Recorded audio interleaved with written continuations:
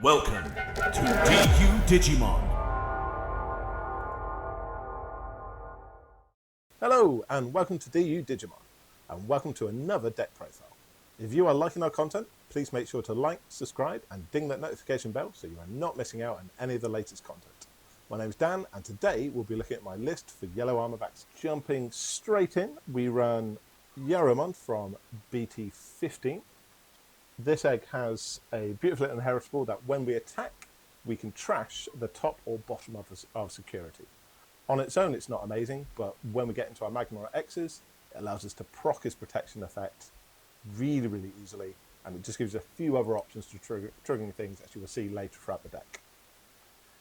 Next up, moving on to our rookies, we have Patamon from BT14. This is definitely becoming quite an infamous card by this point. If you've not come across him before, you come out of your raising, at the start of your turn, you get to Digivolve into something from your security completely for free, and on top of it, you start cycling memory back into your deck. One of the key components that we do with this deck is we keep ourselves really memory efficient, so as we're moving up our line, we're spending next to no memory of anything at all. Keeping with the kind of search and security theme, we run the promo Patamon, who just allows us to have another quick peek in there and grab a Digimon out straight into our hand. And the next rookie we have is Kudamon, who in a similar kind of vein lets us search into our deck and pull out all our pieces that we need, predominantly vaccine Digimon to let us go up higher into the top end. And then last, as with all kind of modern format decks, we run two of the Searcher Ukamon, just again to let us grab a Tamer out, let us grab a Digimon out, whichever we need. Next up, we move on to our level 4s. And the first level 4 we run is Rapidmon from BT8. Rapidmon has a very important effect for the way that this deck is set up to run, which allows us to DP reduce up to 3 of our Digimon based on the number of Tamers that we have available. A key element of how this deck wants to work while it's building its stacks is to just kill off everything from your opponent's board via DP reduction. Very few things can protect against it still, so the more you do it, and even if you don't kill anything outright, you leave them at a point where they haven't got room to swing at you. In a very similar vein, we run Rapidmon from the starter deck, who has a similar job, but he lets us be a little bit more aggressive. When we suspend with the Rapidmon, we get to give one of their Digimon 4k and one of their security minus 4k for the turn as well. This means you can either have a quick poke with Rapidmon before you Digivolve, or if you just need to keep it safe for a bit, you can hang him back as a blocker to buy yourself a little bit of time. And then finally, we run 2 of the Gold Digimons. He's got a little bit of DP reduction. The main reason he's here, though, is if an enemy Digimon is 6k or less, we can stop it attacking or blocking for the turn. Moving on, we've got our level 5s. Now, it's important to note with the level 5s in this deck that we don't strictly need them to go for our Digivolve line. You'll see when we get to level 6s, we can jump ahead. So the main goal of these are just to give us some control options to stop our opponents doing things we don't want them to do. So with that in mind, we run 3 of Angel Woman Ace, who again lets us trash security out of our hand, which can be very useful for our Magnemon when we get to our level 6s. But also the DP reduction she provides again. If you're stacking this with any of your Rapidmon evolutions, you're kind of already at the point of dropping up to 10k off of the opponent's Digimon off the board. And then on top of that, once we start swinging with Narumon, Angel Woman Ace can recycle our security straight back into it by recovering every time we remove one. In a very similar vein, we run Magnemon on Ace as well.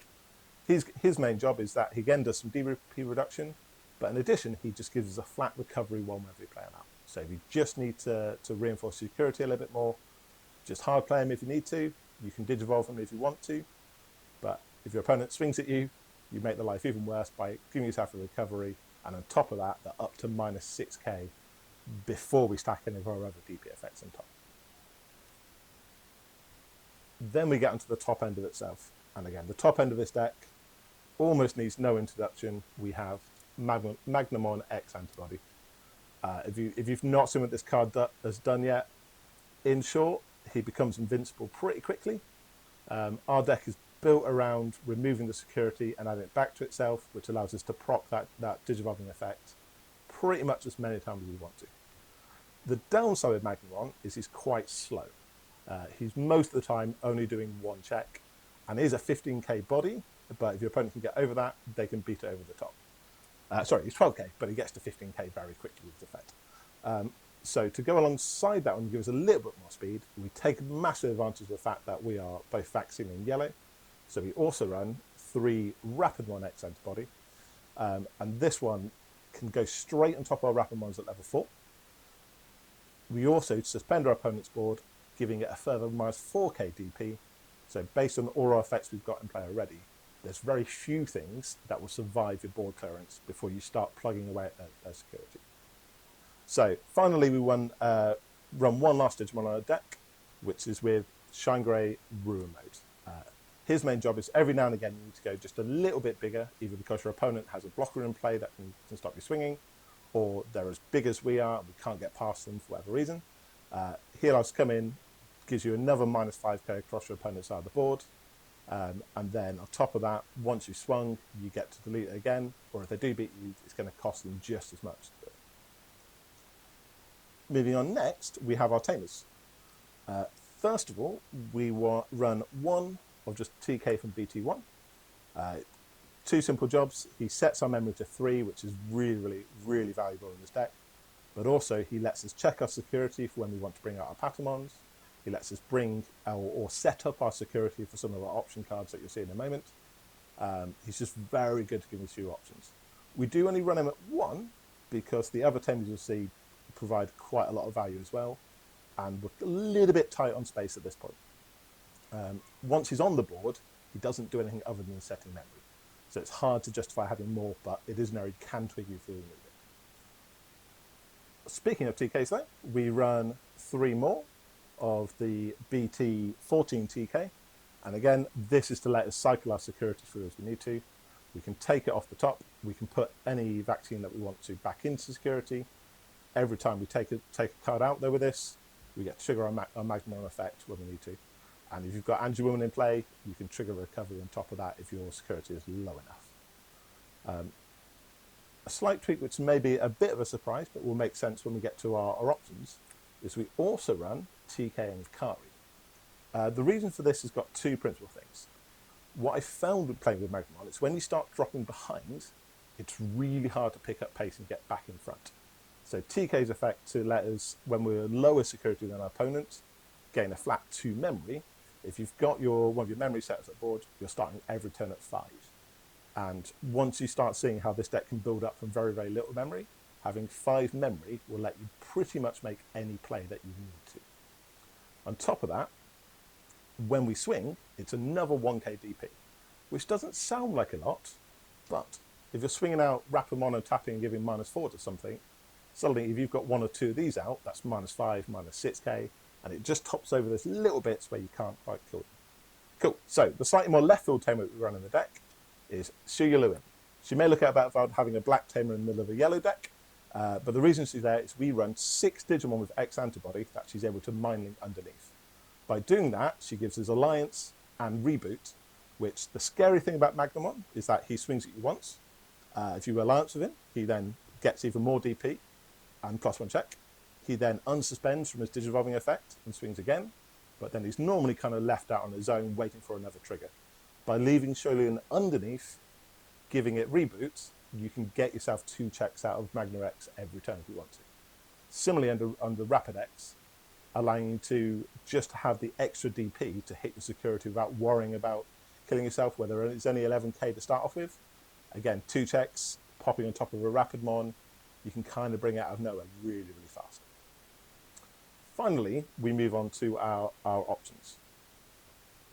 And the first 2 that need very, very little justification, we have 2 Heaven's Judgments. We run a lot of colours in this deck.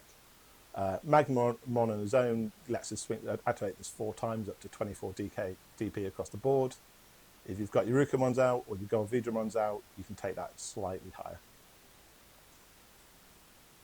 Equally, we then run 2 Emissary of Hopes. It's a little bit light at 2, but generally what I found is, while it is absolutely fantastic being able to jump into security and Digivolve virtually for free, we generate either a lot of memory or would Digivolve for very little anyway, that actually 2 is often more than enough what you need. And it frees up a little bit of space to run a nice little trap card in there with 2 Revelations of Lights. This stacks beautifully with our Kari Tamer, where you can dig into your security, and the timer you're missing your Patamon, you can just take a Rapamon straight out of it. It's really handy if they manage to kill your stack, and you've been popping your Rapamons in there, but you've not got a way to Digivolve into them with the Patamon. So you'll be able to pull it straight back out and drop it onto the board. Kari then allows us to put Revelation Light back on top of the security, and if our opponents want to continue swinging, they get hit with another 5k DP across their board. And then finally, we run 2 Awakenings of Golden Knights,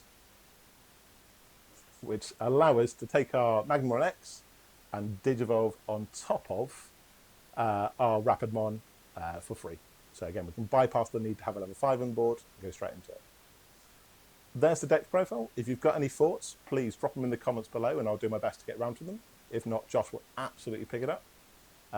Again, ding that notification bell to keep up to date with all the other deck profiles and other things that we've got planned. Otherwise, keep it digital.